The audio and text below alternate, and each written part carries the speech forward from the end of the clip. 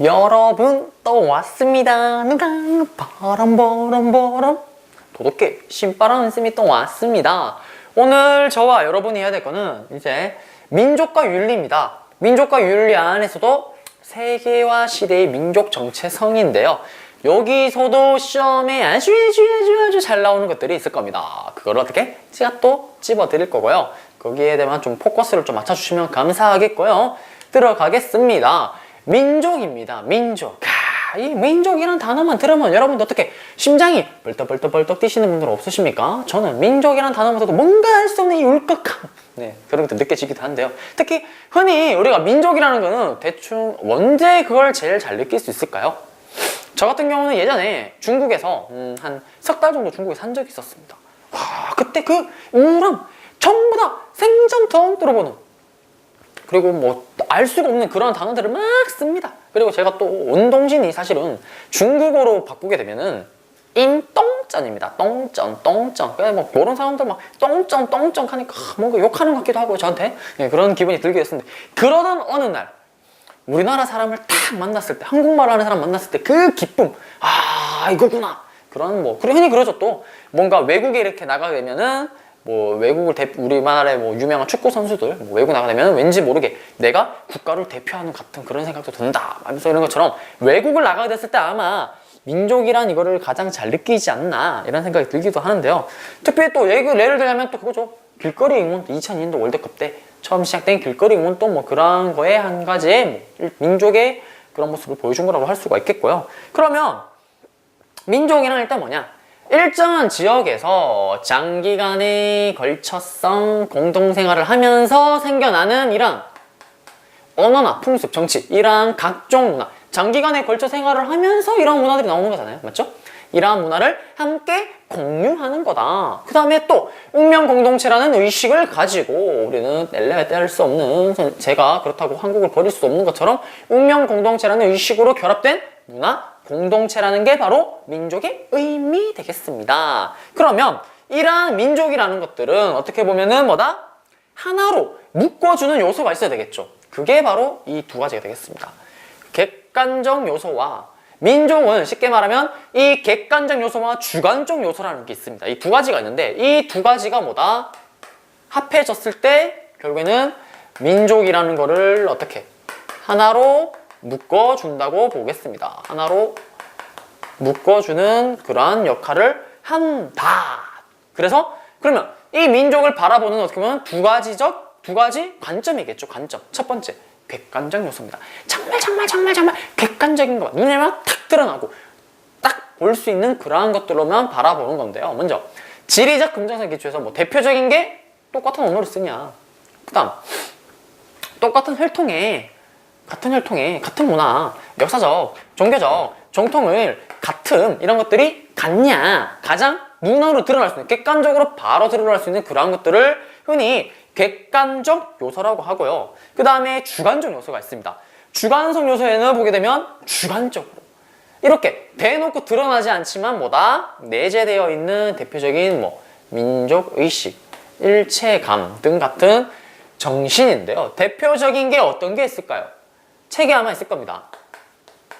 민족 정체성이라는 게 있습니다. 맞죠? 특히 이 민족 정체성 같은 경우는 어떻게 보면 민족 근원에서 가지는 뭐 그러한 뭐 자부심이라든지 아니면 뭐 의식, 이런 것들이 포함되어 있는 게 이제 민족 정체성이겠고요. 그러면 우리는 이 민족이라는 것들은 어떻게 보면 이 객관적 요소와 주관적 요소가 합쳐진 게 민족이라고 볼 수 있겠죠. 맞죠? 그러면 이 두 가지 요소가 있어야지만 왜 민족이 되는 거냐? 만약에 일단 민족이라는 거는 이 두 가지 요소가 있음으로써 어떻게 구성원 간에, 맞죠?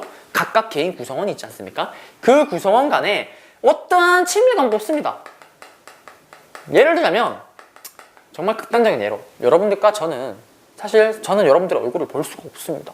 그래서 어떻게 저의 사랑스러운 학생이기도 하지만 어떻게 보면 좀 극단적인 개인적인 친밀감은 없죠. 왜? 만나지를 못했으니까요. 맞죠? 이렇게 인터넷으로 만날 수 있는 거니까. 그렇지만 뭐다?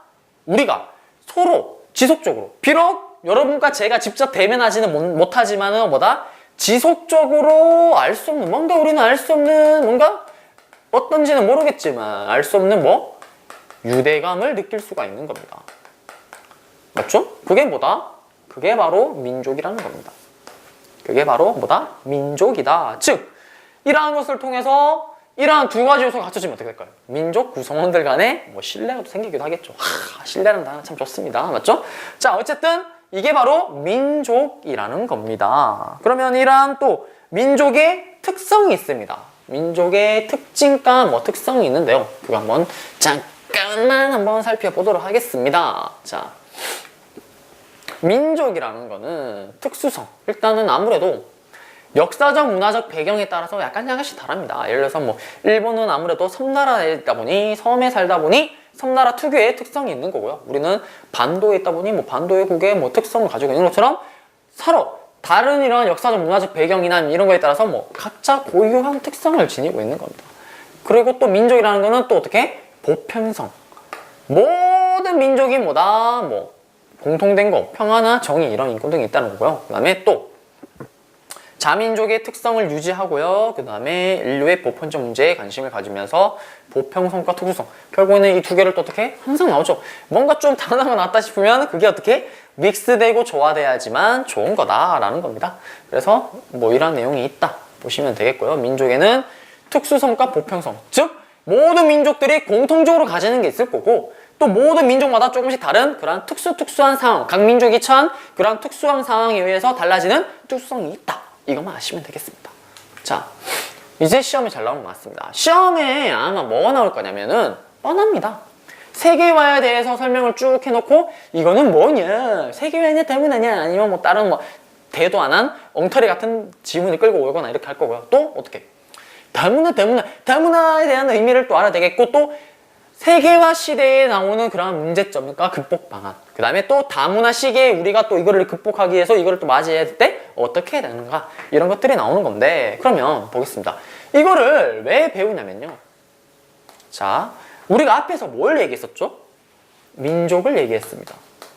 맞죠? 민족이라는 걸 얘기를 했는데 이제 이 민족이라는 것만 얘기를 해서는 뭐다?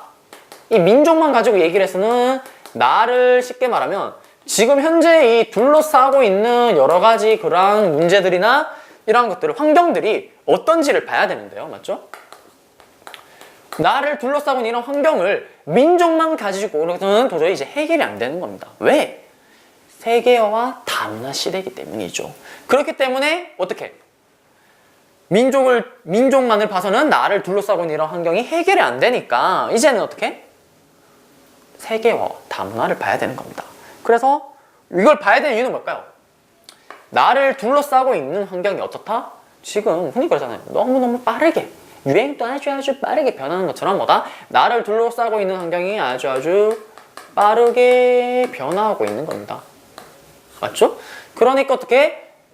세계화와 다문화를 무시하고서는, 이거를 보지 않고서는 안 된다는 거겠죠. 그래서 우리가 이제 세계화와 이제 다문화를 보게 되는데, 그러면 세계화는 뭐냐면요, 정치, 경제, 사회, 문화 등 모든 삶의 전 영역이 예전에는 뭐다? 그 국가에 한해서만 했던 게 이제 어떻게? 전 세계적으로 어떻게 단위를 넘어서 전 지구로, 전 세계로 확대되어 가는 겁니다.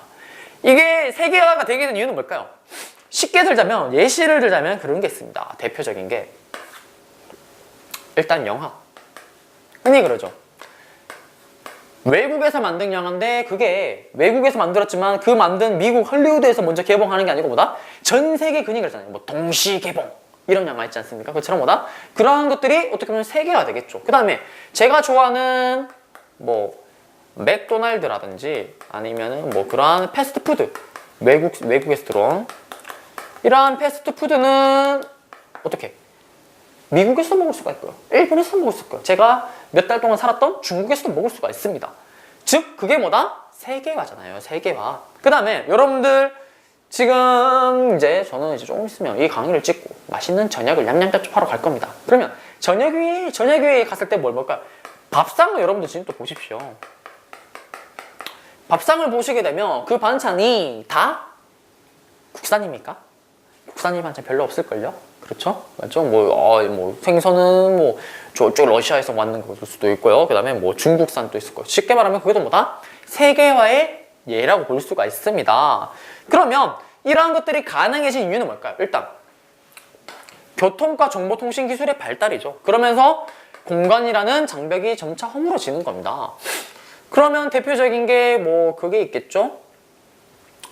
TV를 본다거나 뭐 정보통신이 발달하면서 인터넷을 통해서 우리 날씨만 아는 게 아니고 동시간대에 똑같은 다른 나라의 날씨 아니면 다른 나라의 사건이 터지는 이런 이슈, 핫 이슈 이런 것들은 우리가 바로바로 접할 수가 있잖아요. 뭐 때문에?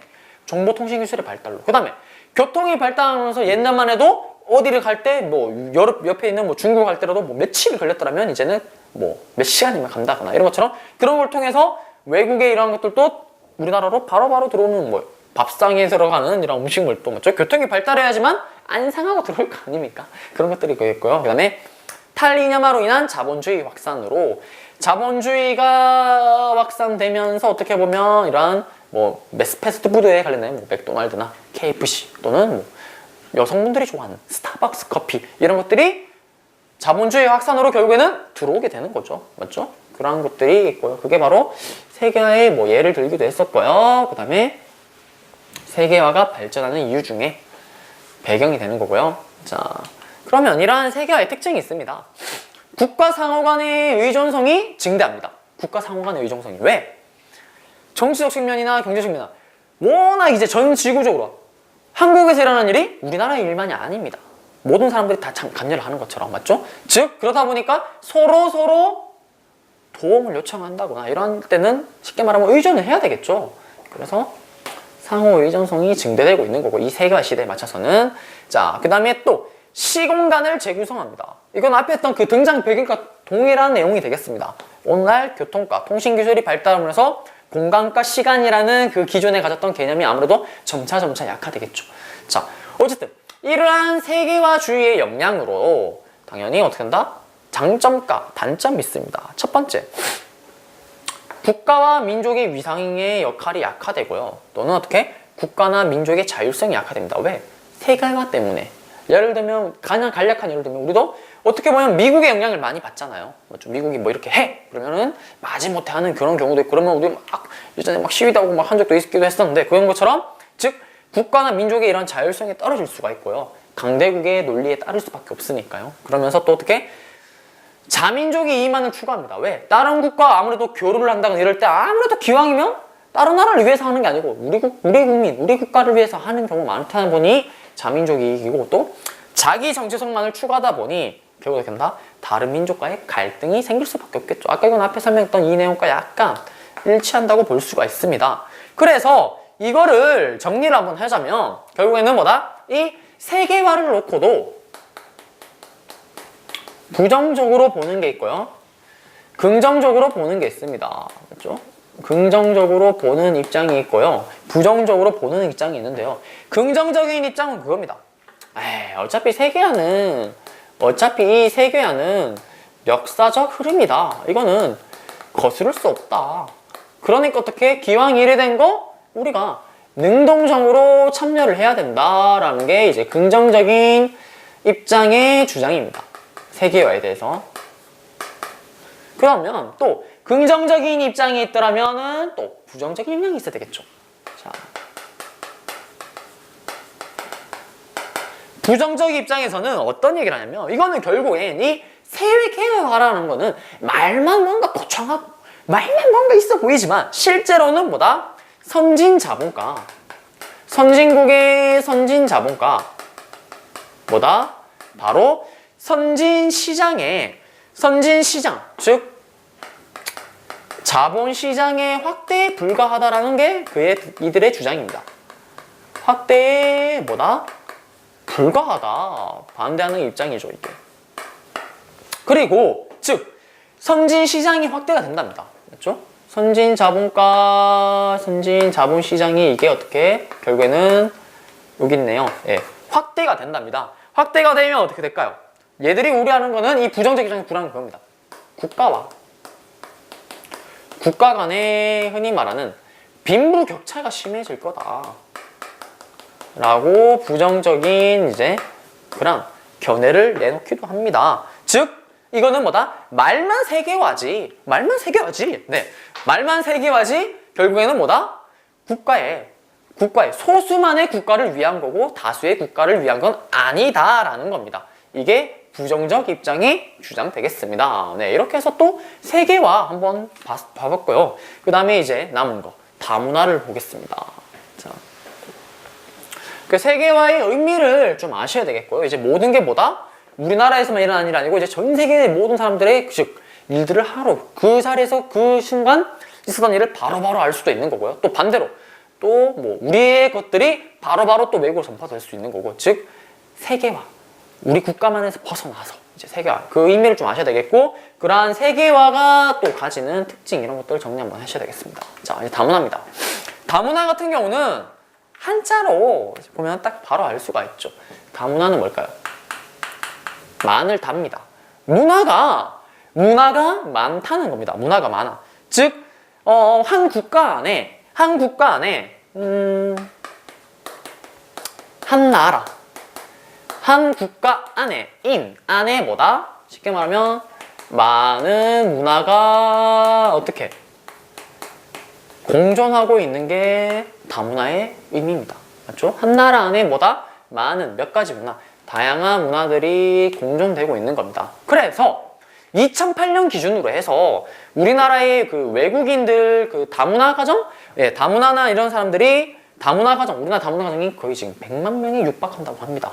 그리고 저는 잘 모르겠지만 이제 친척들을 이제 만나보면은 뭐 설이나 추석 때 이렇게 친척분들 만나보면은 그런 얘기 하십니다. 대체로 저희 집안이 농부 집안이라서 농사를 짓는 분들이 많으셔서 얘기를 하는데, 요새 농사 짓는 데만 내려가면 그렇게 외국인 여자들이 그렇게 많답니다. 흔히 TV에 나오는 그 베트남 여자와 결혼한다거나 이런 사례가 많아서 다문화 가정이 진짜 많다고 합니다. 그래서 뭐 쉽게 말하면 한 어느 농촌 지역을 가게 되면 그 지역이 다 다문화 가정이랍니다. 그 정도로 다문화 가정이 많은데, 그러면 이러한 등장 배경은 일단 세계화로 인한 국가 간의 인구 이동이 증가했기 때문이죠. 그래서 뭐 동남아나 이런 사람들은 여성들 같은 경우는 아무래도 그쪽에 생활 수준이 낮은 여성들, 그 남자들보다는 한국인 남자들을 만나서 좀 더 나은 환경에서 살고 싶어서 이렇게 결혼 오시는 분들도 있을 거고, 또 반대로 또 어떻게 한국에서 돈을 벌고자, 뭐 동남아 이런 사람들은 임금이 워낙 작다 보니 우리나라에서 돈을 벌고자 이렇게 오시는 분들도 많고,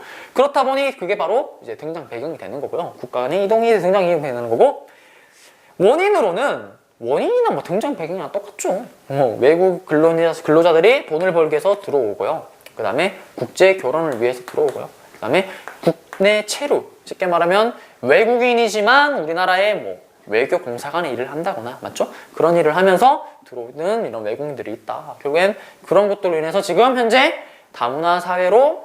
다문화 사회로 나아가고 있고 더욱더 심해질 거다. 그러면 이러한 다문화 사회의 영향이 있습니다. 영향을 보게 되면 아무래도 한 나라 안에서 이제 어떻게 다른 나라들이 여러 명이 들어온다 보니까 그 나라만에 가지고 있는 이런 문화들도 어떻게 보면 들어오게 되겠죠. 그러면서 다양하고 풍요롭게 문화가 발전할 수 있는 겁니다. 예를 들자면은 동남아의 음식이 들어왔는데 거기에 한식을 더해서 뭐 퓨전을 해서 콜라보레이션의 음식이 나온다거나요. 맞죠? 그래서 저도 최근에 TV를 보니까 그런 거 있습니다. 맞죠? 뭐 실제로 저쪽 동남아 쪽에서 결혼 온 그러한 부인들이 힘을 모아서 같이 음식점을 차렸는데 한국에 생활하면서 터득한 이런 한식 요리법 이런 거를 절묘하게 믹스를 해서 맛집으로 유명한다거나, 맞죠? 그런 것처럼 그렇게 다양하고 풍요롭게 만들 수 있고요. 쉽게 말하면 이거는 긍정적 영향입니다. 맞죠? 그러나 문화적 차이로 인한 갈등이나 편견, 차별 등으로 인해서 문제가 발생할 수도 있다. 이거는 부정적 영향이 되겠죠. 왜냐하면 서로 살아온 그 공간다로 서로 어릴 때 접했던 문화가 다르기 때문에 그러한 문화가 부딪히게 된다면, 만나게 된다면 어쩔 수 없이 갈등이 생길 수밖에 없겠죠. 그것 때문에 어떻게 심화된다면 더 큰 사회 문제가 될 수 있는 거고요. 그래서 최근에 TV를 보게 되면 EBS 겁니다. 아마 EBS 저도 한 번씩 EBS를 보진 않고 이렇게 돌리다 보면은 한 번씩 이렇게 스쳐 지나가듯이 이렇게 보는 프로그램이 있는데, 그때 보게 되면 이제 시어머니와 며느리가 이제 다문화 가정인 겁니다. 며느리가 이제 뭐 베트남이나 이쪽 동남아 쪽 며느리가 오고 시어머니는 정통 한국 어머니입니다. 그래서 생활을 하는데 항상 의견이 충돌이 되는 겁니다. 그래서 시어머니가 그 아내의 왜 그 며느리가 왜 그렇게 행동하고 왜 그렇게 있는지를 알기 위해서 제가 최근에 본 건데 그 보니까 이제 시어머니가 그 며느리가 사는 고향 집에 가서 며칠 생활을 하더라고요. 그러면서 얘들은 이렇게 사고 우리랑 다르구나 이거를 직접 느끼면서 문화를 이해할 수 있게끔 뭐 그렇게 하는 프로그램이 있었는데요. 어쨌든 그도 그렇게 프로그램에 나간 이유가 뭘까요? 문화적인 이런 차이를 어떻게 보면 갈등을 극복하지 못해서 이제 뭐 갈등 극복하기 못했기보다는 좀 극복을 해보고자 이제 그렇게 프로그램을 신청한 거겠죠. 어쨌든 그런 것들이 이제 다문화에 부정적인 영향도 있다. 마냥 좋지만은 않다입니다. 자, 그러면서 이제 세계화 다문화 시대에 그러면 우리는 어떻게 해야 하나? 어떻게 해야 되나? 민족의 정체성은 어떻게 갖춰야 되냐라는 겁니다. 일단 다문화 사회에 다양한 민족이나 문화들이 들어오니까 또 세계화를 통해서도 그 나라의 문화들이 어떻게 인터넷이나 아니면 TV나 이런 거 통해서 막 들어오잖아요. 맞죠? 그거를 어떻게 일단 수용을 할 수 있어야 되겠고요. 그 다음에 수용을 하는 건 좋지만 어떻게 우리의 고요성도 그걸 유지를 할 수 있습니다. 예전에 옛날 옛적에 여러분들 사회 공부를 아마 배울 겁니다. 거란족이 있었는데요. 이 거란족이 중국을 멸망시키고 중국의 지배가 됐을 때 자기의 문화를 다 버리고 중국 한조의 문화를 다 받아들입니다. 그랬더니 이 거란족이 나중에 망하고 나서 보니까 이 거란족이 남긴 문화가 하나도 없는 겁니다. 그런 것처럼 너무 받아들이거나 이러면 어떻게 될까? 우리 고유성마저 버리면은 쉽게 말하면 우리 문화가 사라지겠죠. 그런 게 있고요. 자, 그 다음에 차이를 인정하는 다문화적 관점. 아까 선생님이 말했던 그 EBS의 프로그램처럼 서로 다르다고 해서 마냥 그걸 무시할 게 아니고 어떻게? 왜 이상하지? 왜 우리랑 다르지? 이래서 다르구나. 이런 것들을 이해하는 것들을 노력을 해야 되겠고요. 그런 것들을 통해서 또 결국엔 민족 정체성을 형성할 수 있어야 되는 거고요. 또 민족의 객관적 드러나는 요소보다는 주관적 요소를 더 중시해야 된다. 대표적인 게 앞에서 설명했었던 민족 정체성 같은 것들을 오히려 더 중시해야 된다. 예를 들자면 언어 같은 경우는 외국인 또 우리나라 사람보다 더 잘하는 사람도 있습니다. 맞죠? 그런 것처럼 그런 것보다는 아무래도 좀 더 주관적인 요소, 민족, 의심, 동질감, 유대감 이런 것들을 더 강조해야 한다입니다. 네, 이렇게 해서 내용은 다 정리가 됐고요. 중요한 거는 세계화 다문화, 그거의 의미와 그거에 받아들이는 그러한 태도 이런 것들을 시험에 100% 낼 겁니다. 자, 그러면 보겠습니다. 다문화 사회에서 우리 민족에 대한 설명 어떻게 해야 되냐? 아까 선생님이 제가 말했던 문제 유형이죠. 맞죠? 보게 되면 자기 민족의 과거와 역사와 문화에 더 직접하고 있다. 안 되잖아요. 여러 가지 문화를 어떻게 넓게 아까 받아들일 수 있는 그러한 자세가 필요하다 그랬잖아요. 두 번째, 민족의 객관적 요소보다는 어떤 거 언어나 이런 눈에 드러나는 것보다는 바로 내면에 있는 민족 정체성이나 민족의 유대감 이런 주관적 요소를 더 중시하게 되는데 객관적 요소가 더 중요하다고 해서 틀렸고요. 그 다음 다양한 문화적 배경의 사람들 어떻게 포용해야 된다. 포용을 하지 못하면 어떻게 된다? 이게 갈등이 되고 이 갈등이 더 커지면 사회적 갈등이 되게 되고 사회가 갈등이 더 심화되면 국가 발전을 침해하게 되는 그렇기 때문에 3번이 맞고요. 민족 순혈주의는 뭘 겁니다. 우리 민족만 강조하는 겁니다. 순혈, 피죠 피. 하나의 혈통, 하나의 피가 흐르는 그렇기 때문에 이거는 다문화 사회를 받아들이는 그런 거와는 거리가 멀습니다. 그래서 답은 3번 되겠습니다. 네, 이렇게 해서 또 이번 강좌도 끝이 났고요. 다음 강좌에서 여러분들을 만나 뵙도록 하겠습니다. 여러분들 고생하셨습니다.